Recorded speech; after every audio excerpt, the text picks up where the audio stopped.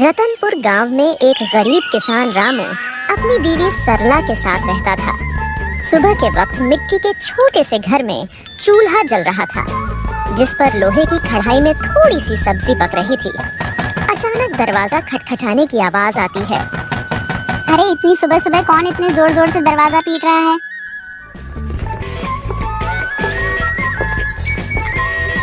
दरवाजा खोलते ही सेठ हरीलाल गुस्से में लाल पीला खड़ा था, जो कि बहुत लालची और चालबाज है। वह हर किसी से 2 गुना ब्याज वसूलता था।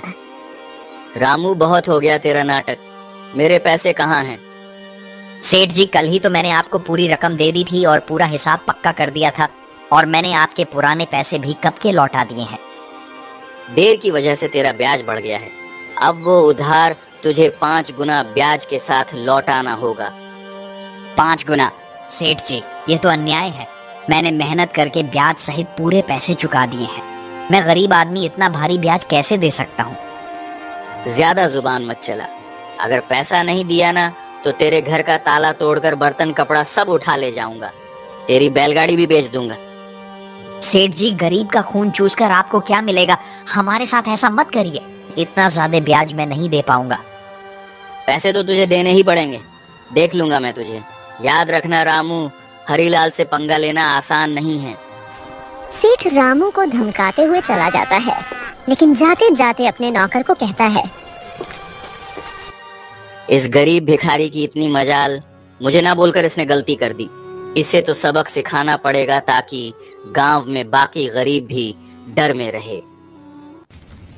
आप बताइए, ये जिंदगी कब बदलेगी? रोज रोज 2 वक्त की रोटी के लिए जूझना पड़ता है। कभी मन करता है घर की टूटी छत ठीक करवा दूं, तो कभी सोचती हूँ कि हमारे पास भी अच्छे कपड़े हों, लेकिन लगता है किस्मत ने हमें बस तंगी ही दी है। मुझे पता है तुम्हें तकलीफ है, पर मैं क्या करूं? खेत छोटे हैं, बारिश वक्त पर नहीं होती, ऊपर से कर्ज का बोझ भी सर पर है। मैं दिन रात मेहनत करूं तब हमारे हिस्से में यही नमक रोटी आती है। मेहनत? हाँ, मेहनत तो आप करते हैं, लेकिन भगवान हमारी सुनता ही कहाँ है। लगता है जैसे भाग्य ने हमें इस गरीबी में ही सड़ने के लिए भेजा है। सरला ने आह भरी, पर चुपचाप सब्जी पकाने लगी। कमरे में सन्नाटा था। रामू ने मन ही मन ठान लिया, आज खेत में चाहे जान निकल जाए, पर घर लौटकर कुछ ऐसा लाऊंगा जिससे सरला के चेहरे पर मुस्कान आ जाए। रामू को नहीं पता था कि आज का दिन उसकी जिंदगी की सबसे बड़ी कहानी की शुरुआत करने वाला है। सुबह के वक्त रामू खेत जाने के लिए घर से निकल रहा है। सुबह की हल्की हल्की धूप खेतों पर पड़ रही थी। सरला के मन में आज कुछ हलचल सी चल रही थी। रामू रोज गांव के बीच से होकर जाने वाला रास्ता मंदिर के पास से गुजरता था। रामू रोज इसी रास्ते से जाता था, क्योंकि यही सबसे छोटा और आसान रास्ता था। मंदिर में उस वक्त बस पुजारी ही थे जो सफाई कर रहे थे। प्रणाम पंडित जी, कैसे हैं आप? तबीयत ठीक है ना आपकी? हाँ बेटा, सब अच्छा है। भगवान का आशीर्वाद तुझ पर हमेशा बना रहे। पुजारी से बात करके रामू अपने खेत की तरफ निकल जाता है। उसी शाम गांव का सबसे अमीर सेठ हरीलाल अपने नौकर के साथ बैठा था। वह बहुत लालची और चालाक था। उसके मन में एक खतरनाक योजना पनप रही थी। सेठ हरीलाल अपने बड़े से घर में खाट पर बैठा पान चबा रहा था। पास में उसका नौकर कालू खड़ा था। अरे कालू सुन, मंदिर के गहनों को देखकर मेरा जी ललचा गया है। कल रात मंदिर में जो सोने चांदी के गहने हैं ना, वो मेरे घर में होने चाहिए। गांव वाले मेरी इज्जत करते हैं, लेकिन पैसा और बढ़ाना है मुझे। सेठ जी, पर यह तो पाप का काम होगा। भगवान के घर से गहने चुराना अच्छा नहीं लगेगा। अरे मूर्ख, भगवान को क्या जरूरत है गहनों की? उनका क्या होगा इनसे? असली भगवान तो पैसा है, और पैसा इंसान के हाथ में अच्छा लगता है। पर गांव वाले अगर उनको पता चल गया तो? बस यही तो मजा है। चोरी हम करेंगे और इल्जाम किसी और पर लगेगा। पता है किस पर? उस गरीब रामू पर। आज उसकी और उसकी बीवी की जुबान बहुत ज्यादा ही चल रही थी। रामू, वो तो रोज मंदिर के पास से ही अपने खेत के लिए जाता है ना? हाँ, हम इसी बात का फायदा उठाएंगे। सबको लगेगा कि उसी ने चोरी की। गांव वाले पहले ही उसे तिरछी नजरों से देखते हैं। बस आज रात ही हम अपना काम कर देंगे और सुबह हंगामा हो जाएगा। तू बस ये याद रख, कोई गलती नहीं होनी चाहिए। आधी रात को हम मंदिर में घुसेंगे, गहने उठाएंगे और अपने गोदाम में छुपा देंगे। सुबह मैं खुद शोर मचाऊंगा और रामू का नाम लूंगा।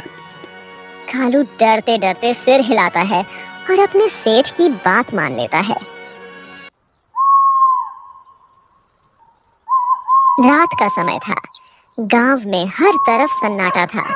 बस कहीं कहीं कुत्तों के भौंकने की आवाज आ रही थी। उस रात सेठ लालच में अंधा हो जाता है और इस घिनौनी साजिश को अंजाम देता है। अपने नौकर से मंदिर में चोरी करवाता है। पास ही अंधेरे में एक काली बिल्ली म्याऊं करके गुजर जाती है, जैसे वो इस पाप की गवाही दे रही हो। अगली सुबह गांव के बीचों बीच मंदिर के सामने एक भीड़ इकट्ठी हो गई थी।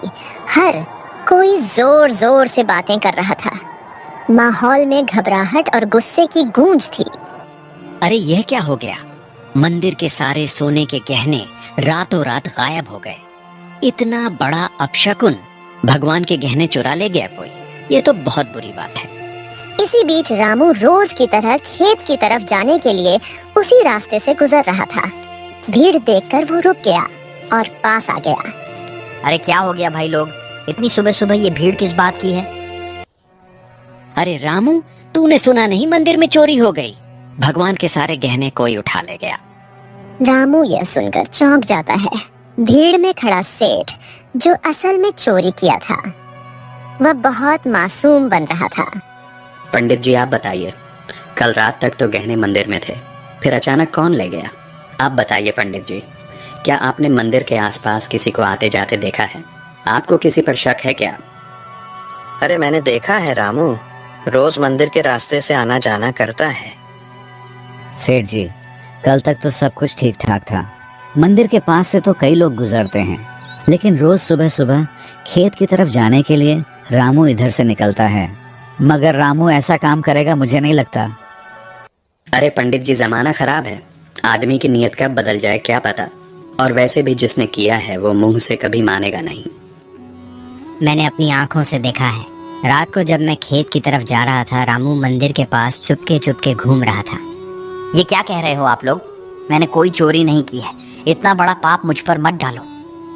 अरे हाँ, ये गरीब आदमी है, पैसों की तंगी में है, ये कर भी सकता है ये काम। ये लोग मुंह पर अच्छे बनते हैं। अरे भगवान से डरिए आप लोग, हमने कुछ नहीं किया। हम गरीब जरूर हैं, लेकिन चोर नहीं। मेरे पति जितना ईमानदार इंसान इस पूरे गांव में कोई नहीं है। ऐसा मत कहिए, वरना भगवान आप लोगों को कभी माफ नहीं करेगा। रामू और उसकी बीवी ने बहुत समझाने की कोशिश करी, लेकिन भीड़ मानने को तैयार नहीं थी। सब रामू को ही चोर मान बैठे। रामू और सरला की आंखों में आंसू आ गए, लेकिन भीड़ में कोई उनकी सुनने को तैयार नहीं था। गांव वालों, अब तो सब साफ है। मंदिर के गहने चुराने वाला यही रामू है और ऐसे आदमी को हमारे गांव में रहने का कोई हक नहीं।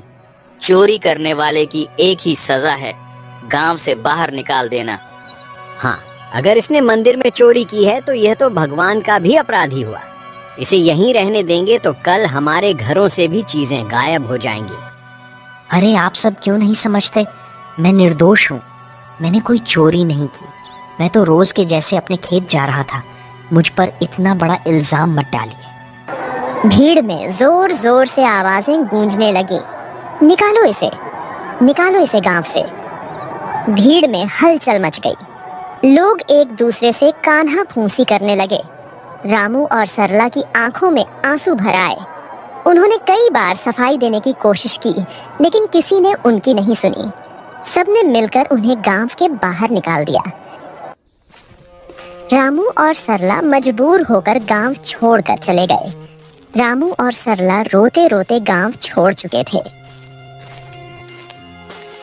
गांव के बाहर एक सुनसान जगह पर टूटी फूटी झाड़ियों और कंटीली झाड़ियों के बीच एक पुरानी पड़ी झोपड़ी मिली। मजबूरी में वहीं उनका नया घर बन गया। सुनिए जी, यह जगह कितनी सुनसान है। न पास में कोई इंसान, यहाँ आसपास की झोपड़ियों में कोई रहता भी नहीं है, न खाने को कुछ है। अब हम क्या करेंगे? क्या करें सरला, जब अपना गांव ही हमें ठुकरा दे तो कहीं और सहारा ढूंढना पड़ता है। यही हमारी तकदीर है। मैं तो ये सोच रहा हूँ आखिर चोरी की किसने है और इल्जाम मुझ पर डाल दिया गया। मैं असली चोर का पता लगा कर रहूंगा। दिन ढल गया। सरला रोते रोते सो गई। रामू सारी रात परेशान बैठा रहा।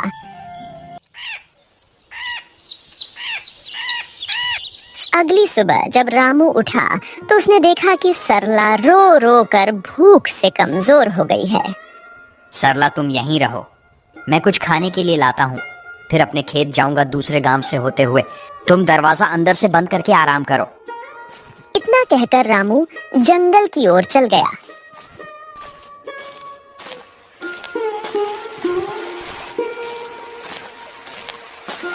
रामू ने सरला को कुछ फल और आसपास की नदी से पानी लाकर दिया। रामू दूसरे गांव से होते हुए अपने खेत जाने के लिए निकल गया। अचानक घने जंगल में सामने से एक साधु बाबा प्रकट होते हैं। उनकी लंबी दाढ़ी और वस्त्र उन्हें अलग ही आभा दे रहे थे। रामू उनके पास गया। बेटा तू कौन है? तेरे चेहरे पर चिंता की रेखाएं साफ दिख रही हैं। बाबा मैं इस गांव का ही रहने वाला हूँ, पर अब गांव वालों ने मुझे निकाल दिया है। सब लोग मुझ पर चोरी का झूठा इल्जाम लगा रहे हैं। मैंने कोई चोरी नहीं की। रामू रोते रोते साधु बाबा को पूरी कहानी बताता है। सेठ का कर्ज, गांव वालों का इल्जाम और मंदिर से चोरी की घटना। बेटा तेरी आंखों में छल नहीं है, तू सच्चा और साफ दिल का इंसान है। तेरी पीड़ा मैं समझ सकता हूँ। ये दुनिया अक्सर गरीब पर झूठा इल्जाम लगा देती है, पर चिंता मत कर, भगवान न्याय करते हैं। असली चोर जल्द ही सामने आएगा, ये मेरा आशीर्वाद है। पर बाबा कैसे? सब मुझे ही दोषी मान रहे हैं। गांव छोड़कर मैं और मेरी पत्नी यहाँ भूखे प्यासे पड़े हैं। कोई मेरी बात मानने को तैयार नहीं है। मैं कैसे साबित करूं कि मैं निर्दोष हूं?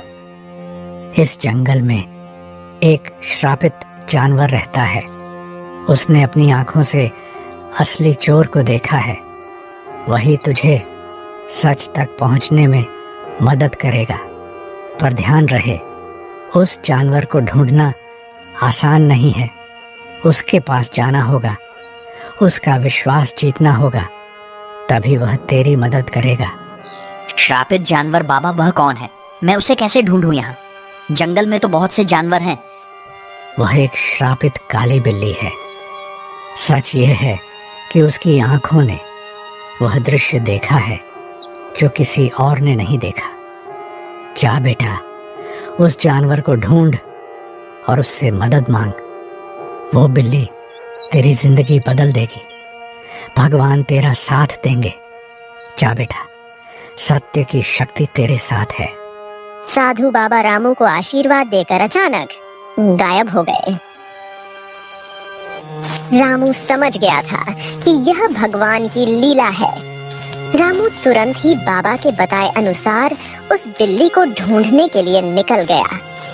जंगल का सन्नाटा, पत्तों की सरसराहट, रामू थका हारा, भूखा प्यासा उम्मीद के सहारे इधर उधर भटक रहा था।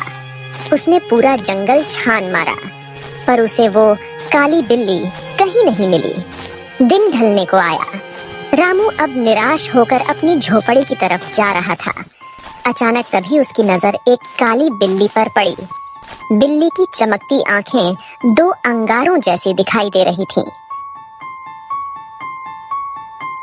ओ बिल्ली रानी, क्या तुम वही हो जिसके बारे में साधु बाबा ने कहा था? क्या तुमने उस रात देखा था? असली चोर कौन है?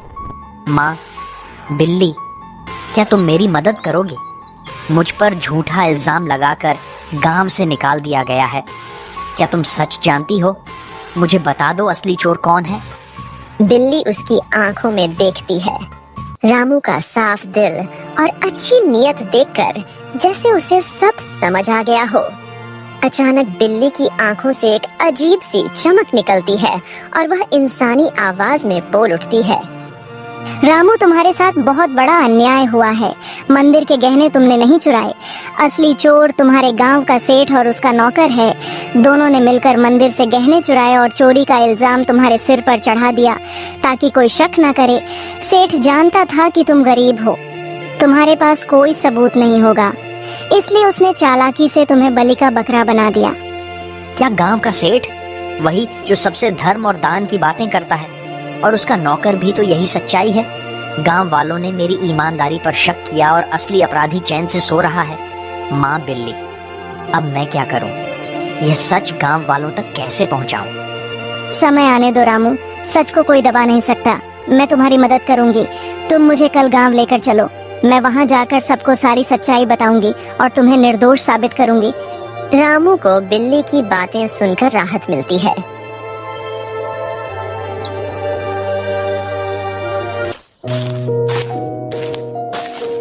वह घर जाकर सरला को पूरी बात बताता है।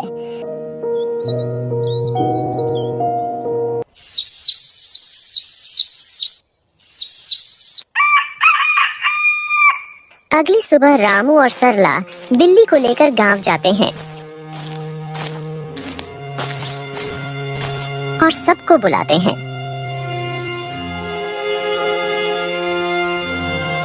गांव वालों, आप सबने मुझे चोर बोलकर गांव से निकाल दिया था, पर असली चोर अभी भी गांव में ही बैठा है।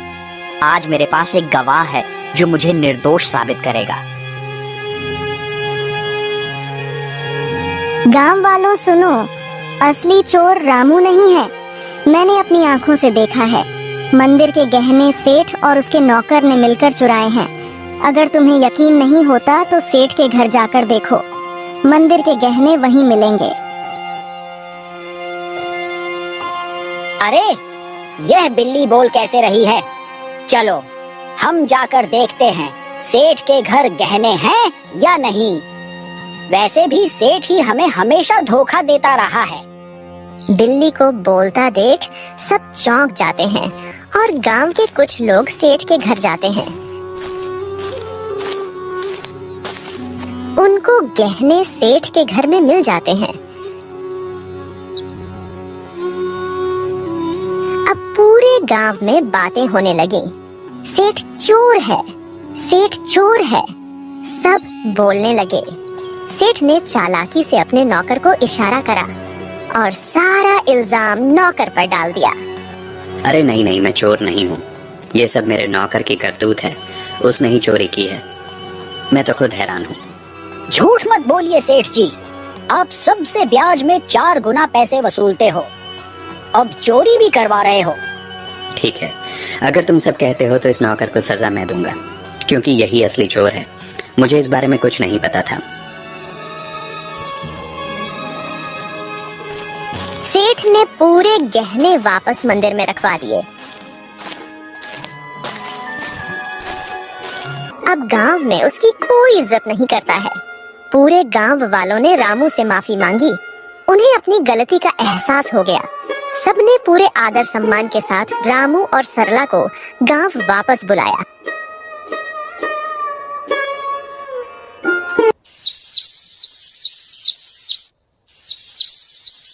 रामू और उसकी पत्नी सरला अब वापस अपने घर आ गए थे।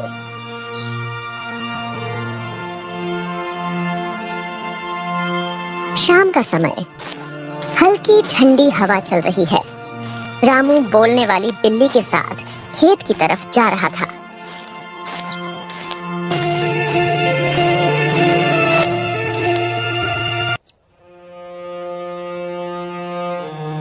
माँ बिल्ली, आज अगर तुम ना होती तो मेरी जिंदगी बर्बाद हो जाती। तुम्हारे ही कारण ही मुझे इज्जत वापस मिली। तुम्हारा बहुत बहुत धन्यवाद। रामू, अब मुझे तुमसे एक आखिरी बात कहनी है। अचानक तेज रोशनी बिल्ली के चारों ओर फैलने लगती है। बिल्ली चमकने लगती है और पल भर में वह एक सुंदर अप्सरा में बदल जाती है।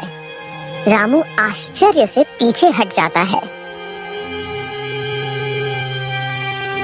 अरे ये क्या हुआ?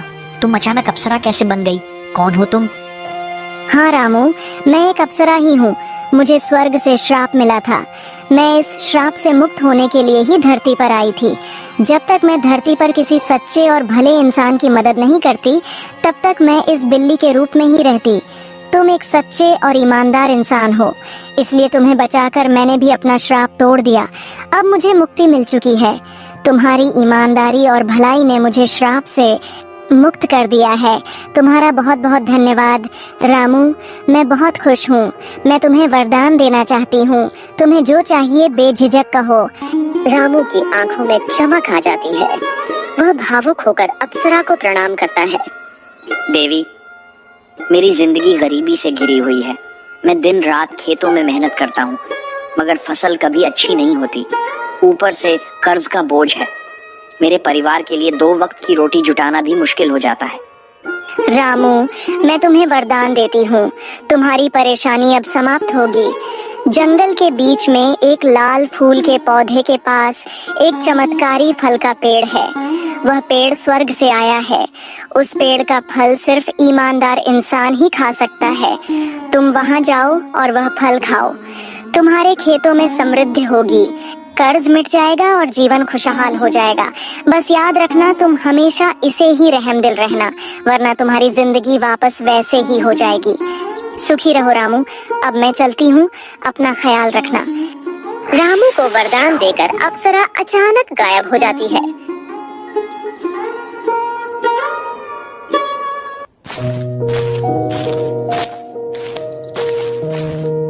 रामू जंगल में चारों तरफ उस चमत्कारी पेड़ को ढूंढता है। सूरज ढलने को होता है। थका हारा रामू अचानक लाल फूल के पौधे को देख लेता है। रामू धीरे धीरे आगे बढ़ता है और देखता है कि पौधे के पीछे एक सुंदर चमकदार पेड़ खड़ा है। पेड़ की टहनियों पर सुनहरे फल चमक रहे हैं। रामू श्रद्धा से पेड़ के पास जाता है। पेड़ देवता, मुझे अप्सरा ने आपके पास भेजा है। मैं गरीब किसान रामू हूँ। क्या मैं आपके फल खा सकता हूँ? अचानक पेड़ से आवाज आई। रामू, मुझे सब पता है। तुम सच्चे और भले इंसान हो, इसीलिए अप्सरा ने तुम्हें यहाँ तक पहुँचाया है। तुम मेरा एक फल खा लो, तुम्हारी सारी परेशानियां मिट जाएंगी और तुम्हारा जीवन खुशहाल हो जाएगा।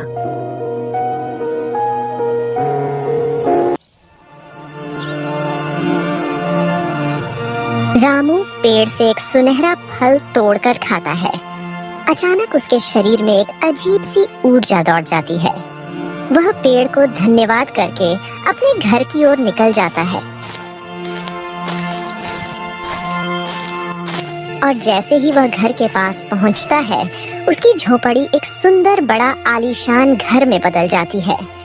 रामू दंग रह जाता है। उसकी पत्नी बाहर आकर चौंक जाती है।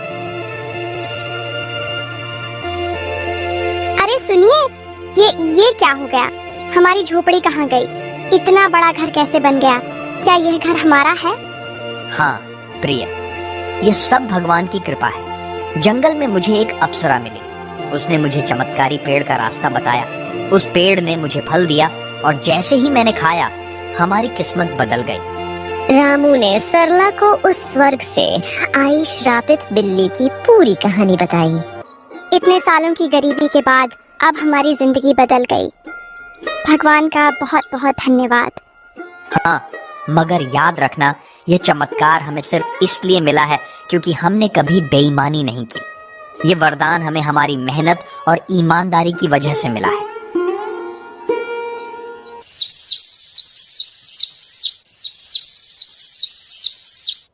अब रामू और सरला अपने नए घर में खुशी से रहने लगे। पर रामू अब भी साधारण कपड़ों में ही रहता था। उसके अंदर जरा सा भी घमंड नहीं आया। उसने हमेशा उस अप्सरा की बात याद रखी। अब रामू गांव में सबकी मदद करने लगा। उसके घर में हमेशा अनाज भरा रहता था और मेहमानों के लिए दरवाजे खुले रहते थे। वह गांव के सारे जरूरतमंद लोगों को अनाज बांटता था। सारे गांव में रामू की बातें होने लगी। हर कोई अब रामू की बहुत इज्जत करने लगा था। एक दिन गांव वालों को रामू की तारीफ करते सेठ हरीलाल ने सुन लिया। यह सब देख हरिलाल को जलन होने लगी। ये सब दिखावा है। कोई इतना अमीर अचानक कैसे हो सकता है? जरूर इसके पीछे कोई बड़ा राज है। अगर यह ऐसे ही अमीर होता रहा तो गांव में मेरी इज्जत तो मिट्टी में मिल जाएगी। अबे कालू सुन, तू जरा रामू पर नजर रख और पता कर कि इसके पास दौलत आने का असली राज क्या है।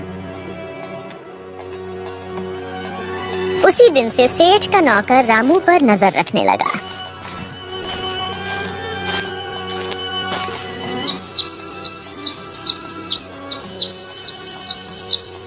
एक दिन सेठ का नौकर रामू का पीछा कर रहा था। उसने देखा कि रामू जंगल में जाकर उस चमत्कारी पेड़ से बात कर रहा है। कालू चुपके रामू की सारी बातें सुन रहा था।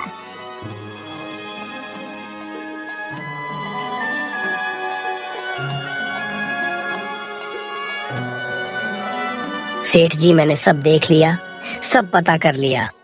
रामू उस जंगल के बीच वाले पेड़ से बात कर रहा था।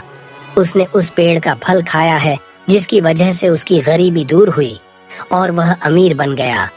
क्या सच में? तो चल अभी उसी पेड़ के पास चलते हैं। अगर रामू अमीर हो सकता है तो मैं क्यों नहीं? मैं तो उससे भी बड़ा अमीर बनूंगा। मेरे पास तो पहले से ही ताकत और पैसा है। उस पेड़ को मैं अपनी मुट्ठी में कर लूंगा। सेठ लालच में आकर तुरंत अपने नौकर के साथ जंगल की ओर निकल गया।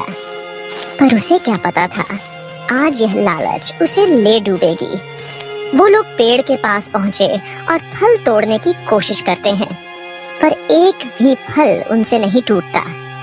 सेठ गुस्से में आकर पेड़ से कहता है, ओ पेड़, सुना है तूने रामू को फल देकर अमीर बनाया है। अब मुझे भी अपने फल दे, जल्दी कर। मैं इस पूरे गांव का सबसे बड़ा आदमी हूँ। अब मैं और भी शक्तिशाली बनना चाहता हूँ। सेठ, तू लालची है, अहंकारी है और बेईमान है। मैं अपना फल सिर्फ उसी को देता हूँ जिसके दिल में दूसरों के लिए करुणा हो, जो ईमानदार हो और सच्चा हो।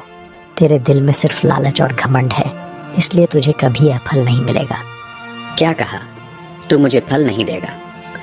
अरे मूर्ख पेड़, अगर तू मुझे फल नहीं देगा तो मैं तुझे जड़ से काट दूंगा। तेरे जैसे 1000 पेड़ मैं खरीद सकता हूँ मैं। अब तू देख, तुझे काट कर मैं तेरे सारे फल ले लूंगा। अबे कालू, कुल्हाड़ी उठा और इसे काट डाल। गांव जाकर उस रामू को भी आज मैं खत्म कर दूंगा। कालू भाग कर जाता है और कुल्हाड़ी लेकर आता है। सेठ पेड़ को अपने पैर से मारने लगता है और उसका नौकर कुल्हाड़ी से पेड़ काटने की कोशिश करता है, लेकिन कुल्हाड़ी लगते ही चिंगारियों में निकलती है। अचानक आसमान से बिजली गिरने लगी और तेज हवा चलने लगी। ठहरो, तुम दोनों को अपने लालच और पाप का फल अब यही मिलेगा। तुम्हें दूसरों की मेहनत और भलाई से जलन थी, अब तुम्हें इसका परिणाम भुगतना होगा। अचानक पेड़ से एक चिंगारी निकलती है। सेठ और उसका नौकर वहीं जलकर राख हो जाते हैं। सच्चाई और ईमानदारी की राह चाहे कितनी भी कठिन क्यों ना हो, अंत में जीत हमेशा अच्छाई की ही होती है। लालच और बेईमानी इंसान को कभी सुख नहीं दे सकते। भगवान भी उसी का साथ देते हैं जिसका दिल साफ हो और जो दूसरों की मदद करता है। इसीलिए हमें हमेशा नेक रास्ते पर चलना चाहिए। Hey kids, Fun for Kids TV को सब्सक्राइब करो और बेल आइकन दबाकर सब नोटिफिकेशंस ऑन कर लो, ताकि जब भी नई मजेदार वीडियो आए वो सबसे पहले आप तक पहुंचे। धन्यवाद और मस्त रहो।